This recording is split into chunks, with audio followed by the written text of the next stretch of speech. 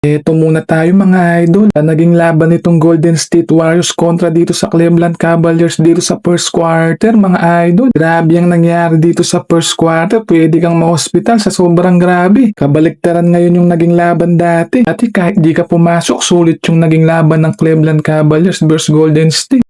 Ngayon, tignan nyo naman, kahit kaaway nyo yung boss nyo, papasok pa rin kayo. Ito nga, inumpisan kagad ng Cleveland dyan, mga idol, kung saan nagtala lamang sila ng back-to-back botcha. Hindi niya inisip na may kasangga pa si idol, Pagong. Eto, pagbawi mula sa Golden State, easy floater fadeaway, may kasama pang follow-up, bageng. At dito nga, tignan nyo naman mga idol ang ginawa nitong Golden State kung saan nagtala lamang sila ng back-to-back botcha dyan, mga idol. Ayan bagong. At syempre nga dito mga idol kung saan hindi pwedeng bumawi ng easy botcha ang Cleveland Cavaliers dyan. Buti, andyan si Uncle Tisoyo, easy layup fadeaway ang ginawa ni Uncle Tis. Ito, hindi pa nakontento ang Cavaliers. Another easy botcha, bagong. Eto, pagbawi mula sa Golden State kung saan papakitaan tayo ng fadeaway crossover ni Idol. Kung saan nakabawi ng easy botcha dyan ang Golden State. Bajeng! Dito fadeaway drop ang ginawa ni Uncle Mowgli. Muntik nang matapal dyan ng Golden State Warriors mga Idol. Dito nakasalib na si Steph Curry sa Golden State. Easy tres lang. Dito easy drop fadeaway ang ginawa ni Uncle Mowgli. Botcha nga lang. Dito agad nakabawi si Uncle Mowgli ng easy fadeaway drop dyan. Grabe ang ginawa ng team. Back to back botcha para sa kanila. Let's go!